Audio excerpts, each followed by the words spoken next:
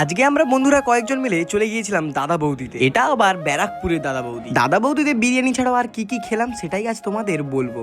Hey guys, আমি তোমাদের সৌম্য, আর আমি আজ ব্যারাকপুরে যাবো বলে এখন রেডি হয়ে গেছি। এরপর আমি একটা রিক্সায় চেপে চলে আসি সোজা বেলঘড়িয়া স্টেশনে। এরপর ব্যারাকপুরের টিকিটটা কেটে সোজা ট্রেন ধরে নিই, আর ট্রেন ধরে চলে আসি ব্যারাকপুরে এসে সোজা আমরা চলে আসি দাদা বৌদি হোটেলে, আর একেবারে ওপরে এসে বসে পড়ি। আর এই হলো আমার সেই দুই বন্ধু। এরপর মেনু কার্ডের দামগুলো দেখে আমরা আমাদের পকেটের কথা ভেবে 1 ঘন্টা ভাবলাম যে কি কি অর্ডার দেওয়া যায়। দাদা বৌদি হোটেলের একেবারে 3 তলার অ্যাম্বিয়েন্সটা কিছুটা ছিল এই রকম। শেষমেশ আমরা অর্ডার দিয়েছিলাম দাদা বৌদির স্পেশাল একটা কাবাব, যেটা 4 পিসের দাম ছিল 390 টাকা। এরপর চলে আসে টেস্ট করার সময়, আর কাবাবটা আমি টেস্ট করে যা বুঝলাম কাবাবটা সত্যি খুব ভালো খেতে ছিল। কাবাব খাওয়ার পরে চলে আসে আমাদের চিকেন বিরিয়ানির সাথে দিয়েছিল স্যালাড আর একটা চাটনি। যেহেতু আমাদের খুব খিদে পেয়ে গেছিল তাই বিরিয়ানি আসার সাথে সাথে আমরা খাওয়া শুরু করে দিই। একটুখানি আলু আর একটুখানি রাইস মাখিয়ে খেয়ে যা বুঝলাম বিরিয়ানিটা মোটামুটি খেতে। ফাইনালি আমাদের সবকিছু খাওয়া কমপ্লিট, আর এই ছিল আজকের আমাদের বিল।